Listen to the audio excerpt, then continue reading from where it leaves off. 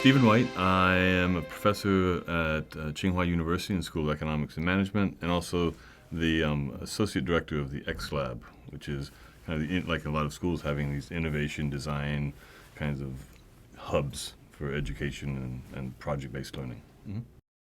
For me, it's kind of to broaden things up, because one thing about being, since I'm based in China, everything tends to be, you're just swallowed by that, and it's really fascinating. But sometimes you need to get out of that and look at maybe that massive stuff over there from another perspective, talking with people who are not in there to kind of triangulate on what different people are looking at the same thing maybe, and different interests, and in addition to some of the things that I don't know very much about or want to know more about. There's some very interesting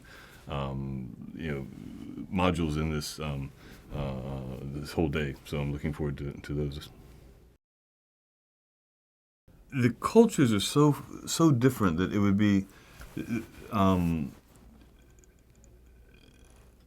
the similarities that in one sense there's an economic motive, so there's some sense that a lot of this is for economic motives. There is also something about creating something new, kind of we're talking about innovation. There's something there.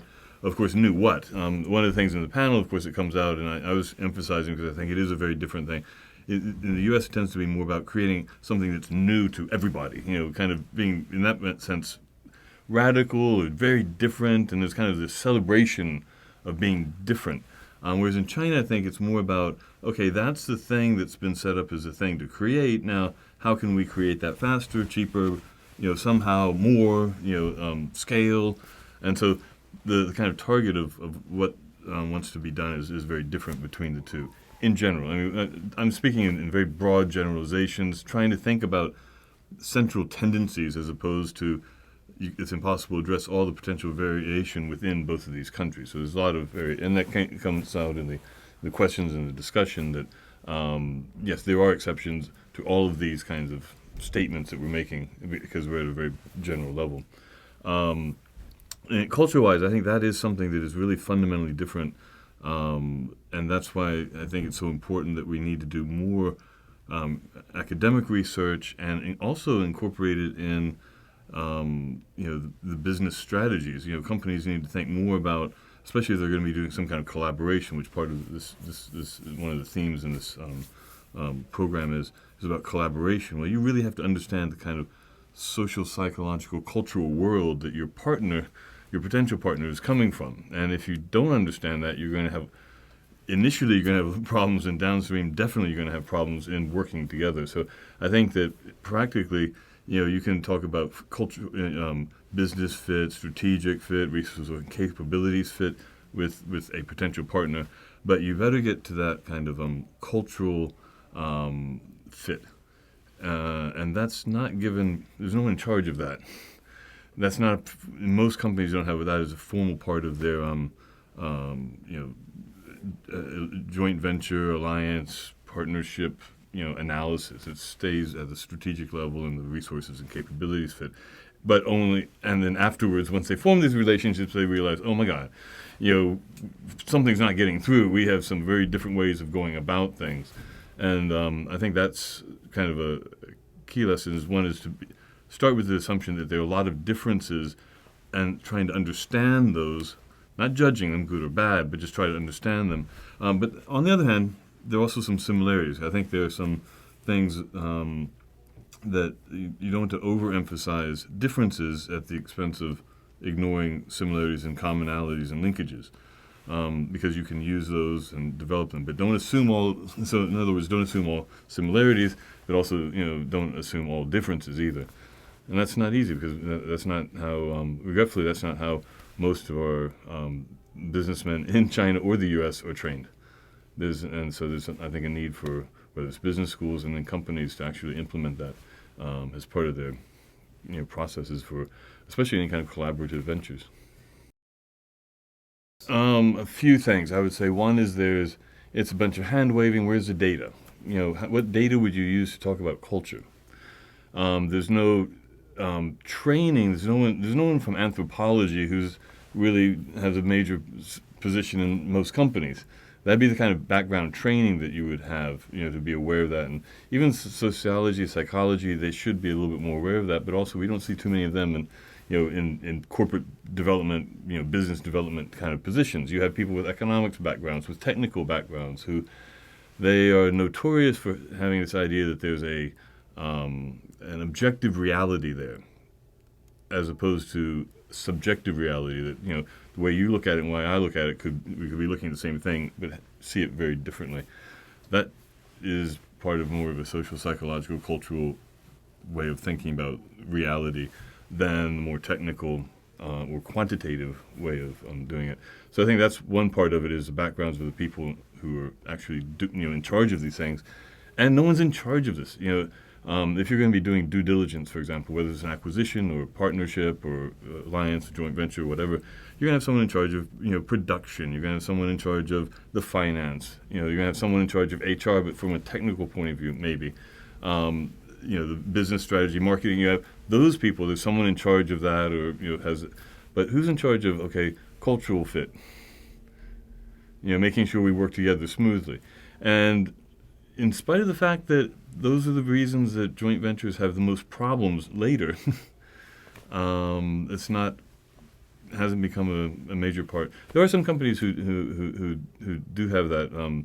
HP has something on alliance management that includes what you call basically cultural due diligence and preparation for that you have to plan for that as part of your any kind of partnerships. Eli Lilly has this, but not many have it in an informal way.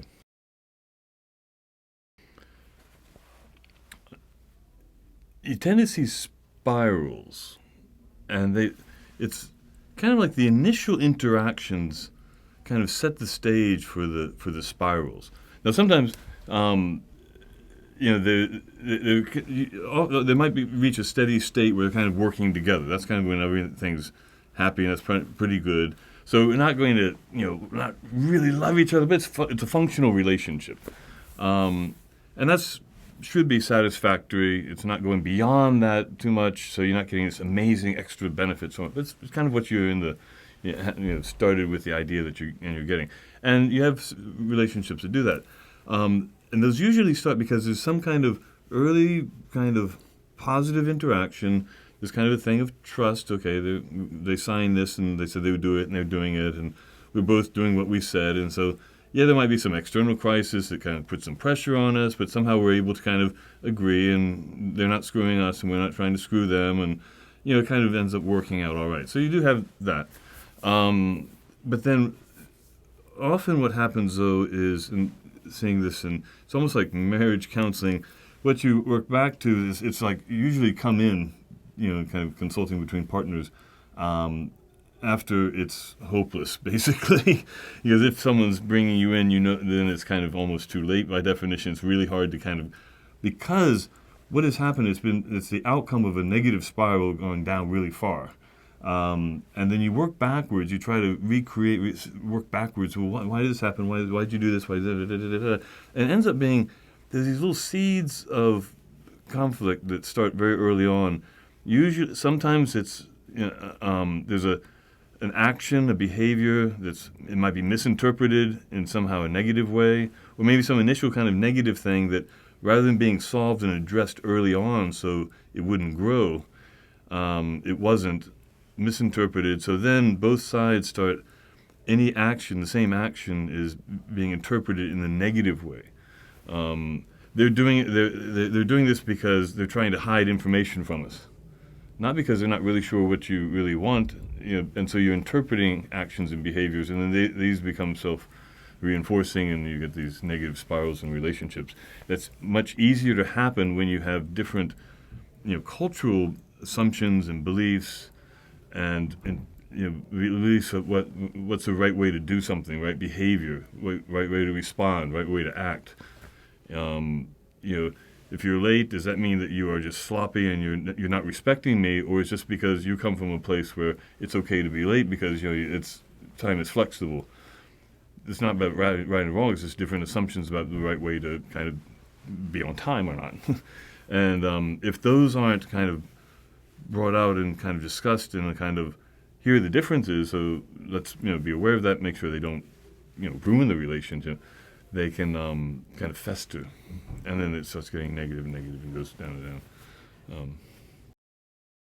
I think there'll be pockets, individuals. And I think with more experience, that becomes people become aware of that really have to be, the people matter. The people are different. You got to deal with the people, whether it's at any level, even for this kind of interorganizational relationship or between team relationships, this contractual relationship even. You really have to have more of an emphasis on the people. And you do have, the smart venture capitalists invest in people. It's the same kind of idea that they matter and how they interact with each other and then how you interact with that group. It matters. The Japanese are great about this. They want to form a relationship first and really understand the other person, the other group first before they're going to get into any kind of discussions of business. The problem with the Chinese and the Americans is that they're really quick to jump into the business part first without really going through that process. One, the Americans not understanding it. The other one's that it's critical, it needs to be done, even if it's touchy-feely. The Chinese, because they just want to quickly get stuff done, and so all that takes time, and we kind of want to, we'll deal with whatever later. Let's just get what we want done as quickly as possible. So there's a not willing to take the time to do that because it's time intensive. Well, it's kind of. I don't know. There's several different degrees of that. I think the most important is just to understand the differences. I think you can go a long way to improving relationships just by understanding the differences, not necessarily adopting it or anything like that. I think that actually becomes tricky when you try to be kind of a chameleon or kind of be too, okay, I'll do it your way kind of thing. I think that's tricky, and often you form alliances. You're working with other people, whether it's a small group here in the U.S. or between organizations, people in different locations, because of the differences. So we don't want to homogenize each other. We don't want to all become kind of the same. But there has to be some kind of agreed, we call it rules, formal, informal, about how to interact. And okay, we have these different ideas about this and that. Either we're going to have to choose one, or we're going to have to find a way that we can both, accept how things are done because you do it a certain way and I do it another way. And so how can we find that'd be part of the,